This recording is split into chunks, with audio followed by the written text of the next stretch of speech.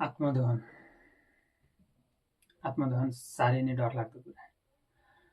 कसैले आफैले आफ्नो शरीरमा आगो लगाउन सक्छ भने त्यो यतिकै लागेको आगो भन्न मिल्दैन सायद। यसै सन्दर्भमा अखबारहरूमा, पत्रपत्रिकाहरूमा, समाचारमा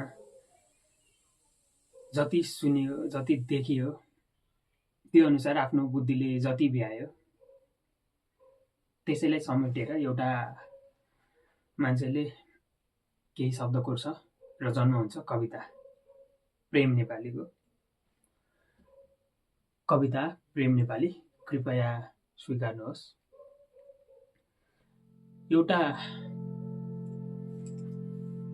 एउटा प्रेम थियो, एउटा नेपाली थियो, एउटा प्रेम थियो, एउटा नेपाली थियो। अहिले न प्रेम बाँकी छ, अहिले न नेपाली बाँकी छ।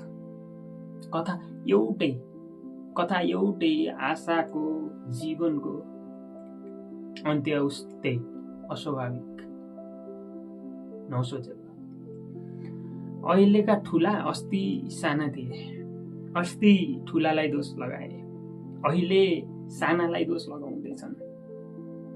अहिलेका साना अस्ति ठुला थिए, अहिले ठुलालाई दोष लगाउँदैछन्, अस्ति सानालाई दोष लगाए।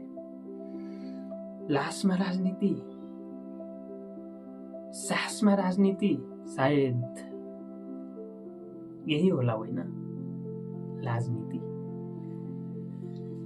जसरी प्रेमको युगमा स्थानीयले केन्द्रलाई गन्थेन, अहिले नेपालीको जमानामा केन्द्रले स्थानीय चिन्दैन। अस्ति सुकुम्बासीको घर थियो, बास थिएन। अस्ति सुकुम्बासीको घर थियो, बास थिएन। अहिले सुकुम्बासीको बास छ, घर छैन। राम्रो नराम्रो आफै जानौ, तर फेरिएको छ, धेरै फेरिएको छ।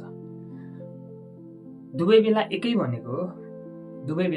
एकै भनेको काठमाडौँले अझै पनि कर्णाली बुझ्दैन। काठमाडौँले अझै पनि कर्णाली बुझ्दैन। देशले अचेल समेत गरिब चिन्दैन। देशले अचेल समेत गरिब चिन्दैन। चिने पनि नचिने जस्तै गरिदिन्छ। देशले सधैँ झैँ दुखी देख्दैन। देशले सधैँ झैँ दुखी देख्दैन। देखे पनि नदेखे झैँ गरिदिन्छ। स्वर एकै भएर के गर्नु महोदय? स्वर एकै भएर के गर्नु महोदय? अहिले त्रिपुरेश्वरले बानेश्वर बिर्सियो। अहिले त्रिपुरेश्वरले बानेश्वर बिर्सियो। अस्ति बानेश्वरले त्रिपुरेश्वर सोचेन। स्वर एकै भएर के गर्नु महोदय? अहिले त्रिपुरेश्वरले बानेश्वर बिर्सियो। अस्ति बानेश्वरले त्रिपुरेश्वर सोचेन। लाज लाग्दो झोला न अस्ति पिठ्युमा थियो, न अहिले काँधमा छ। लाज लाग्दो झोला न अस्ति पिठ्युमा थियो, न अहिले काँधमा छ। ओह, चेतना छ, थियो भोइ मान्छेको। माया छ देशको, आशा छ विकासको।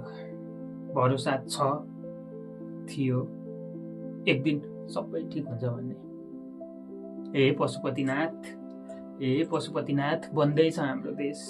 पुरै नबनिन्जेल जोगाइदेऊ, बाटो देखाइदेऊ छिट्टै बन्ने गरी, ताकि आगो नलागोस् कुनै प्रेममा, जल्न नपरोस् कोही नेपालीले।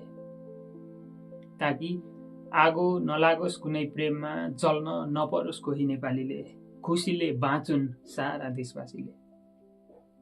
धन्यवाद।